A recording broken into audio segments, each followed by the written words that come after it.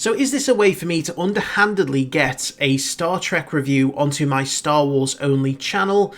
Yes, and I am not even ashamed to admit that, because I do want to draw some interesting parallels to Star Wars when looking at the latest Star Trek movie, Section 31, because I think there's this misconception that Star Wars and Star Trek fans hate each other, and they are kind of opposites. I actually find it's, completely different. I find that there's a lot of crossover between the two. Chances are, if you enjoy and have seen Star Wars, at some point you've probably seen and enjoyed Star Trek. Now, again, that's not the case for everyone. There's definitely going to be people who just like one and don't like the other, but I think for the most part, if you enjoy sci-fi and fantasy, you've probably enjoyed both sides. So when we talk about that, I also want to look at the kind of complaints about the treatment of the franchises over the last 15 to 20 years. Because Star Trek, if again you're not up to speed with that franchise, has gone through a lot of similar complaints to what Star Wars has gone through over the last kind of 15 years, ever since Disney took over. There's complaints that it's not like it used to be, that they're not keeping in the spirit of the originals, and that they're ruining, the kind of vision of Gene Roddenberry. And you look at Star Wars and people have that same complaint about Disney, just substitute George Lucas for Gene Roddenberry. Now, I don't necessarily pertain to that vision. I don't believe, honestly, that anything is necessarily being ruined, but I can understand the complaints. Disney, by all means, has not made everything the way they should have done, in my opinion. There's definitely been some low quality things that have been brought out in the last 10 years, but at the same time, I've kind of enjoyed most of the stuff that they've done. And I think that you do have to change and evolve with franchises that have been around since the 70s and the 60s. You can't just keep relying on the same old characters, the same old stories. You've kind of got to world build, and you've got to take risks. And unfortunately, I think for both franchises, these just haven't really played out in the way that most people have thoroughly enjoyed in a consistent way.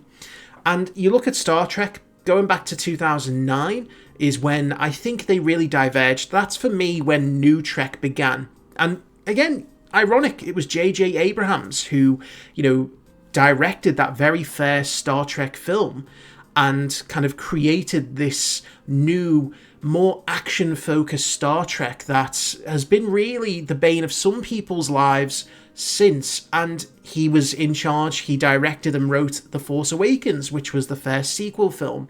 So maybe we should just put all of the blame on J.J. Abrams and not have him deal with any other beloved franchises. Stay away from Lord of the Rings, for God's sakes, Those parallels are very, very interesting. And again, for me, having grown up loving both of them, I grew up on the films for Star Wars, and I grew up watching TNG, DS9 and Voyager in the 90s.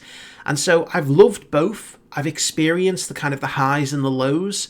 And I think that with Star Trek, there is a bit more there about how it's been handled and the way that the franchise has been mistreated. Because, again, what we look at when we think about the original Star Trek back in the 60s and all the way through to the 90s, it was a vision of a utopia. It was a vision of a perfect humanity where there's no poverty, there's no sickness. We all work to better each other. And the kind of weekly episodic adventures were all focused around having fun, maybe just subtly touching on some real life issues and just focusing on the characters. Again, it's not heavy-handed, and don't get me wrong, it's not always great, but there's a spirit there that gives you a lot of optimism and hope, and again, it's just a lot of fun. And that carries over into TNG. It's just updated. They kind of delve into some different issues because 30 years have passed since the original series. DS9 kind of takes a bit of a darker turn, but it still, at its core, has that optimistic approach. It just kind of touches a bit more on the morality of conflict and war. And Voyager is where they kind of really try to experiment to get away from, the usual, to try and help the franchise expand and grow. For some, they didn't really like it as much. For others like myself, I did really enjoy Voyager, but I can understand why it wasn't everyone's cup of tea, because, you take away a lot of what has been established, Klingons, Romulans, the Federation in general, and you go into a completely new area with new aliens.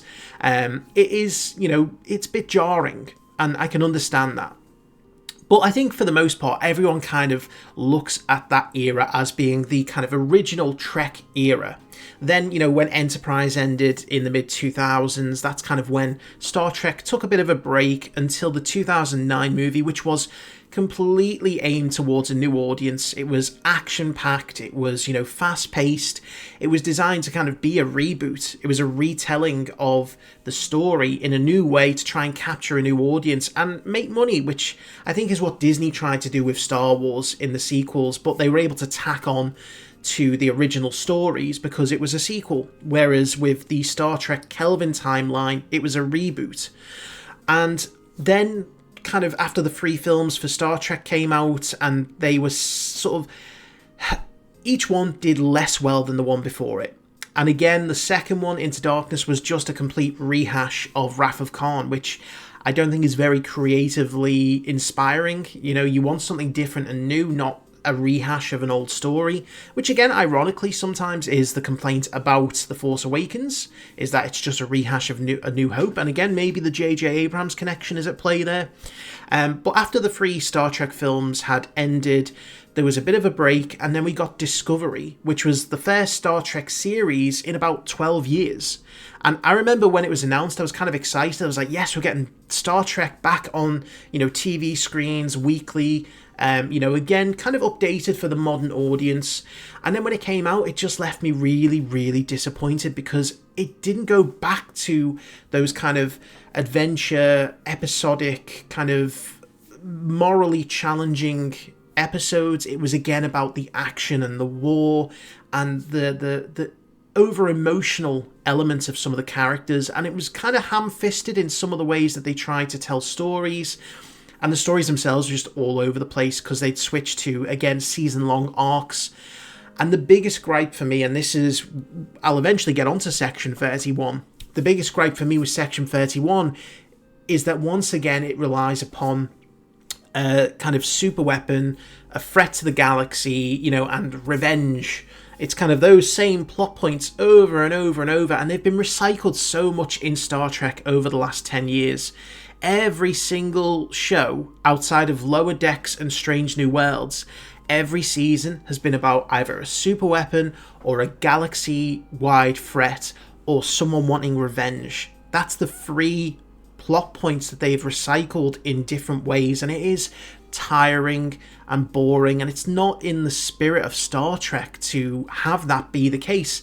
Yes, the older series occasionally delved into big threats and high stakes, but for the most part, the season finales, the stories that, went on for more than a couple of episodes, they were focused around the crew and the kind of interpersonal conflicts. It would always focus on a specific character and something maybe from their past or something that they're struggling with morally, and they took it and just made a big, great story out of it. Whereas now it's kind of like they have to imagine a big threat and then try and adapt the story and the characters to it, and throw in as much action and fast-paced kind of story as they can, and it doesn't work for me. Don't get me wrong, if you enjoy that, more power to you. I'm at the point where I can accept Star Trek for what it is. The Star Trek that I really enjoyed doesn't kind of exist anymore, but I can always go back and watch the old shows, and that's enough for me. I'm happy with that, but it doesn't mean that I don't want future Star Trek content to go back to that. So I will always get my hopes up that, when something comes out, it could possibly be like that. And I've been pleasantly surprised by Lower Decks and Strange New Worlds. I've enjoyed both those shows, even though they are a little bit different. Specifically Lower Decks, which I think has been fantastic. The comedy element has been balanced really well with trying to keep into the Star Trek, kind of genre. And they've done a really good job with that show. So, moving to Section 31, which again spins off from Discovery. And this is one of the issues that I had with Discovery, is that they took elements of what was done in the original Trek, Section 31, and they've kind of bastardized it and misunderstood it and kind of taken something that wasn't intended to be a big plot point and tried to just mold it into something. Section 31 in DS9 was used as a moral challenge for Julian Bashir. They were supposed to be a dark ops, segment of Starfleet that no one knew about, that did some of the, darker, dirtier works, but it wasn't supposed to be a case of they're a necessary evil. It was there as a challenge to Dr. Bashir to overcome that perception and say, no, there is a better way. You shouldn't be doing this. We are better than that. He didn't sit down and go, yeah, they're a necessary evil, so sign me the hell up, which is, again, what Giorgio does in the movies. And so, again, I think it's that kind of common misconception from the writers that Section 31 isn't supposed to be this cool, dark outfit that, you can create stories around. They're supposed to be there as an antagonist that challenges the morality of our characters. And it was used in a really good way. It was very minimal. It was just one character from Section 31 that would show up occasionally to throw a spanner in the works for Dr. Bashir. And they had some really interesting stories, and they overcame it and proved that, no, there is a better way of doing it. Again, the morals of the story are, you don't always have to take the low road, no matter how much you may think it's necessary, even in a place like the Federation. Whereas in Discovery, it was kind of like, oh yeah, here they are. They're a big unit of, covert ops who do the dirty work, and they're a necessary evil. And even the character they chose to base the whole thing around, Emperor Giorgio, is the worst character to do that with, because she's just a thoroughly unlikable, unredeemable character. She is a dictator who has murdered millions and millions and hasn't shown any remorse for it. She's come over from the mirror universe and she has just kind of continued on in the way that she was. And it is funny that the theme of Section 31 is supposed to be about her recognizing that she has a conscience and being forgiven. And yet there is nothing in the actual movie that ever justifies her being forgiven or showing that she even wants to be forgiven. She starts off, again, the story of how she killed her entire family to become emperor, how she betrayed her best friend to obtain power. And then the first scene that we see with her as the older Giorgio, she's eating an eyeball, and it's kind of like right away you're just setting up this character. Even if you didn't know the character at that point, you kind of stuck thinking, okay, well, you're clearly a bad apple, a bad egg. Why would I ever want to root for you? No matter how funny you try to be. And the comedy is another thing that is all over the place here. Yeah, hi. Quick question. Sorry. Yeah, no, it's just a quick one. Is it Godsend or God's End? Godsend or God's End? I don't hear a difference in what you're saying. Really? Really? Godsend? God's End. Yeah, I'm still not getting it. The Godsend Wait, is... Godsend. I hear it now. It's Godsend. Send? No The apostrophe. Godsend is here. The story is a mess. They don't really delve into the characters beyond the surface level. It's trying to be a mix of Guardians of the Galaxy meets Suicide Squad meets, the Justice League with the dark grittiness. But they're trying to do humour and comedy and quirkiness, and it just doesn't work whatsoever. That's really my biggest complaint, is that even if you don't look at this from the perspective of a Star Trek movie, if you just looked at this from the perspective of a movie, it's a mess. It doesn't land. The jokes aren't funny. The characters aren't likeable or relatable. We don't know that much about them.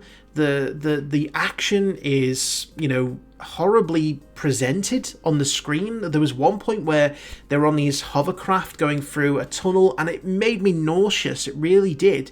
And there's so many cuts and zooms, you just can't see or comprehend what's going on. Again, it's all about keeping it fast-paced and don't question anything. Just keep on moving. And you just kind of sit back and go, I have no idea what's going on here. I can see that they're doing things, they're shooting guns, they're punching and kicking, but I can't really comprehend it because it's just moving so fast. And again, the stakes here are that there's a big super weapon that has been stolen and they need to get it before it destroys every planet in the galaxy.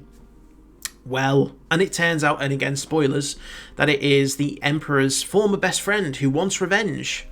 Well, I don't really care. I really, really don't care, because the Emperor isn't a likeable character. Don't care about her. She's not redeemable. Even by the end, they don't really redeem her. You know, they just kind of like present it as if to say, right, this is our team of Section 31 quirks, and you know, we're now ready to go on more adventures. And it's kind of like, no, why do I want to see that? You've not built any bonds through the film as much as you might have tried to force things to happen. And, you know, again, the characters just don't come across as realistic, you know, and it's just so utterly jarring from the perspective of a well-paced movie that you just can't ever stop and comprehend what's been happening. Because it's just completely shallow from a story perspective. The tone of it, the presentation, doesn't feel like Star Trek in any way, shape or form. In fact, I was thinking back on this, and you think about Star Trek and the things that are all recognisable, the starships, the uniforms, the communicators, the phasers, you know, the aliens, and there's barely anything of it that are recognisable as being Star Trek. You have a Vulcan who doesn't act in any way, shape or form like a Vulcan because he's not a Vulcan. You only have a couple of aliens from the original series, like a Deltan, you know, although she ends up getting killed off pretty early in the film. But there's nothing visual to say Star Trek. In fact, the only things that I could think back, other than those couple of aliens, the only thing that I could think of was the sound of the tricorder and the communicator. That's the only thing that ever said to me, that's from Star Trek. And, you know, I know you're trying to do a different type of film, but you've got to kind of keep a theme there. You've got to at least make the world aesthetically match the franchise that, you know, you're going with. I don't know. It's strange to me that they made the decisions that they did with this film. It kind of feels like they took a script for a generic Suicide Squad ripoff and just tried to fit it into the Star Trek world. And it shows that they don't even have, you know, respect for what has come before it. And again, I never really like to use the phrase breaking canon, you know, or going against canon, but there is a couple of things in here that really does kind of go against what's been established. I mean, for example, there is a shapeshifter in the squad, and yet from DS9 it's explicitly made clear that Odo is the only changeling that's ever been found. He's the only known changeling in the history of the Federation. And so that kind of again shows that the people who are writing this didn't really care about what had come before it. And again, it's not a massive issue, it doesn't ruin the story, not that you could ruin something that isn't great to begin with, but it just kind of shows that there's been that lack of care and handling, you know, that's gone into the thought behind the story and the characters. You know, they picked the Vulcan to be the quirky Irish one because they thought, well, Vulcans are usually calm and dull and boring, so we're going to make this one the wacky one who's constantly screaming and shouting and high-pitched and energetic. And it's kind of like, that's just... You're just basically trying to do opposites, which never really works. It really doesn't. Rachel Garrett, who is the captain of the Enterprise C, is in this for no reason other than just name recognition. She doesn't do anything. She doesn't, you know, and again, her character, it doesn't make sense for her to be in it at this time. Her character shouldn't have even been born yet. You know, she is the captain of the Enterprise C, but this show takes place when the original Enterprise is still, you know, the Enterprise. You're talking about 70, 80 years before the Enterprise C. It makes no sense. And again, you didn't need to have her in there because she is just generic Starfleet representative. She's just a science officer. And you've just used it because people will go, oh, Rachel Garrett. She was in Star Trek The Next Generation. She was a captain of the Enterprise. And that's it. Again, that's what I talk about with it being shallow. Nothing beyond the surface. You know, and they try and make her kind of come out of her shell. You know, she's the very organised and disciplined Starfleet officer. Not that it makes any sense for Starfleet to send a representative to Section 31, because Section 31 is supposed to be a covert ops organisation that no one knows about. But yet, Starfleet knows about it because they're sending representatives to make sure they don't cross the line. But the entire point of the organisation is that they cross the line, hence why they're not known. It doesn't make sense. So she is this discipline officer, this science officer with, ambitions to become a captain one day, very on the nose. And by the end, she's going around screaming, "Chaos is my friend! Chaos is my friend!" This is chaos, Garrett. You know you love it. Maybe let it in, make out with it a little. It's why Starfleet put you here. Chaos is my friend with benefits. Yeah, Garrett. What does that mean? Doesn't mean much to me.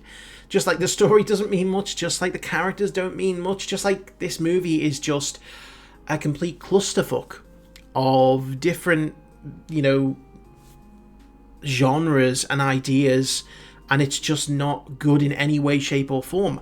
Yeah, absolutely, there are worse films out there. Not many, but there are. But this isn't even a good basic movie. I could forgive it for not being a good Star Trek movie if it was a good movie.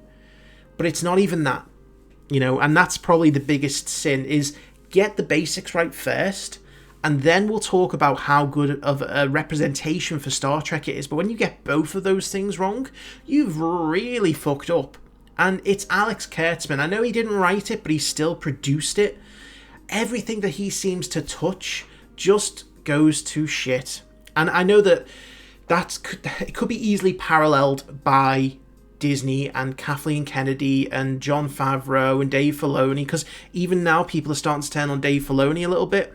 There is that perception that whatever they touch is garbage, and I don't think that's the case for Star Wars. I can understand why people have that perception, but I do think they've produced some good stuff, and likewise with Star Trek, I do think they've produced a few good bits and pieces here. It's just been tough.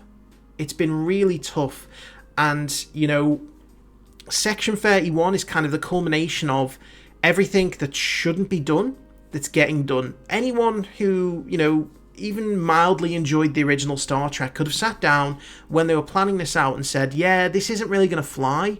This isn't really going to be a good film. So why don't you just save your money, put it into something different? But they had Michelle Yeoh, who, again, Oscar-winning actress, very, very, good actress. And again, I really like her in other stuff. I just don't like her in Star Trek.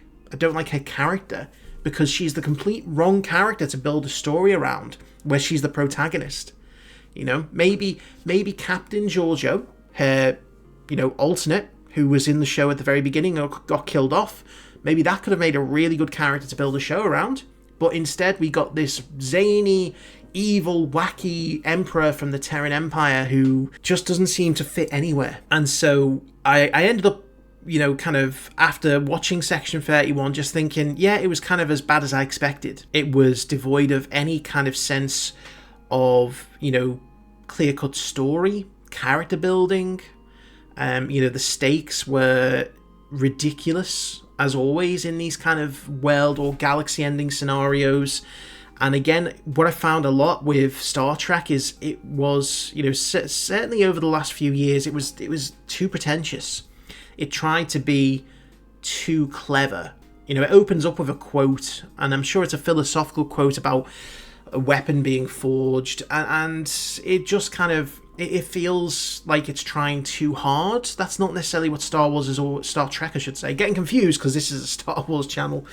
That's not what always has been, the thing with Star Trek. Yes, they've always had moralistic stories, and they've tried to be philosophical, but it's always been subtle. It's never been in your face, and it's overly emotional. Again, it's kind of like Starfleet is a professional organization. They kept their cool. They had moments of emotion when it was appropriate, but it feels like everything now is all about over-the-top emotion, crying, shouting, screaming, being angry.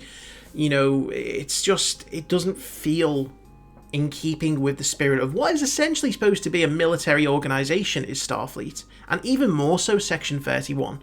It's supposed to be, this super militaristic and, really strict organization, so you would think that they would want to make sure their operatives were low-key, sensible, not these kind of wacky characters who identify as machines, couldn't be more obvious in a room, than they are.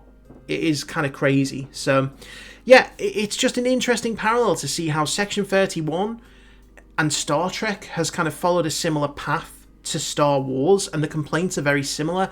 I think Star Trek maybe has a little bit more, evidence to back up the idea that the franchise is kind of really far from where it came from. Maybe it's just because a TV series has more ability to set kind of a standard, and that's what Star Trek has been for the longest time. Outside of the kind of the movies that the original series did, it's always kind of been a play on a TV series, and it's progressed that way constantly. And so it's easier for something that has much more content, as Star Trek does, to kind of get that vibe of what it feels like and what, it represents, and it's easier to ruin that. Whereas with Star Wars, it's kind of like, yeah, there's always a general spirit of it, there's the established characters, and it's only really when you're going to be dealing with those characters directly that people are going to feel like you need to follow a certain pattern. If you're just trying to make one-off stories like Skeleton Crew, great, take risks, be different. Skeleton Crew did that really well.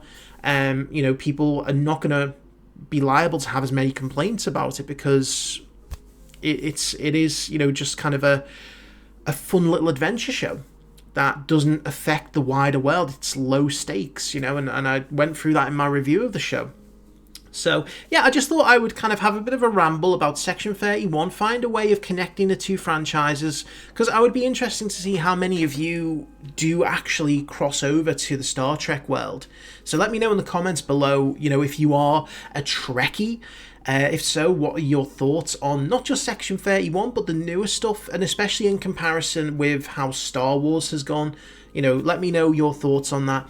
In the meantime, thank you for watching. I promise this will probably be the only non-Star Wars video that I bring out on this channel. But again, I might find some interesting crossovers in the future. Who knows, maybe you'd be interested in seeing some crossovers with some other sci-fi franchises. I'm rewatching The Expanse. That's a great show. It's probably not the best one to try and do a comparison with because it is much more grounded in reality. But it's still a great sci-fi show, so go and watch it. But yeah, thank you for watching, and I will see you for the next video.